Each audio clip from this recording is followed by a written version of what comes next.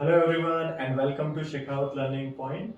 आज हम लोग चालू करने वाले हैं इंट्रोडक्शन टू अलजेब्रा। ठीक है, सो बेसिकली अलजेब्रा होता क्या है कि हमें वही मैथमेटिकल एप्लीकेशंस लगाने हैं, बस अब न्यूमेरिकल नंबर्स के साथ साथ अल्फाबेट्स भी होंगे, वेरिएबल्स होंगे, तो उनको सॉल्व करना है। ठीक है, और उन वेरिएबल्स को हम लोग बोलते हैं अननोन वैल्यूज, जिनके आंसर्स हमें फाइंड करने रहते हैं। ठीक है, तो फॉर एग्जाम्पल अलजेब्रा में क्या है, वेरिएबल्स होंगे। क्या होंगे? वेरिएबल्स किसी भी टर्म में रह सकता है, X Y Z A B C, किसी भी फॉर्म में आपको कोई भी एक अल्फाबेट रहेगा और उस अल्फाबेट्स की वैल्यूज आपको बतानी रहेगी।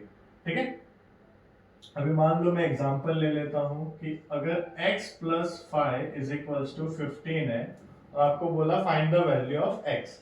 ठीक है, तो यहाँ पे x क्या है, हमारा unknown value, right, unknown variable है, इसका वैल्यू हमें निकालना है। तो यहाँ से ये प्लस 5 क्या होगा, इक्वल टू के उस तरफ जाएगा। तो हमने पहले ही देखा है कि प्लस उस तरफ जाता है तो क्या हो जाता है, माइनस। ठीक है, सो 15 माइनस 5 कितना होता है, 10। तो ये आ गया मेरा x का आंसर।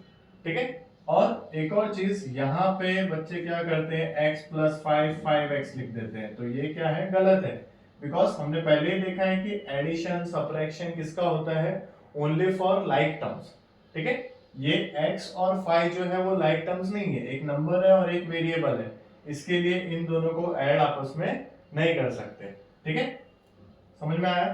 तो यहाँ पे x का वैल्यू क्या आ गया, 10 आ गया। क्लियर?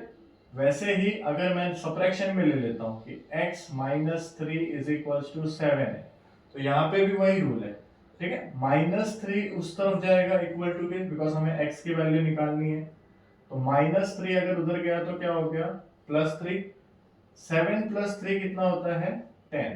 तो फॉर ये कंडीशन अगर x माइनस 3 7 है, तो हमारा आंसर यहाँ पे भी कितना आया, 10। समझ में आया? तो ये बेसिक है एडिशन एंड सब्ट्रैक्शन में अगर एक वेरिएबल यूज हुआ है। क्लियर है? समझा?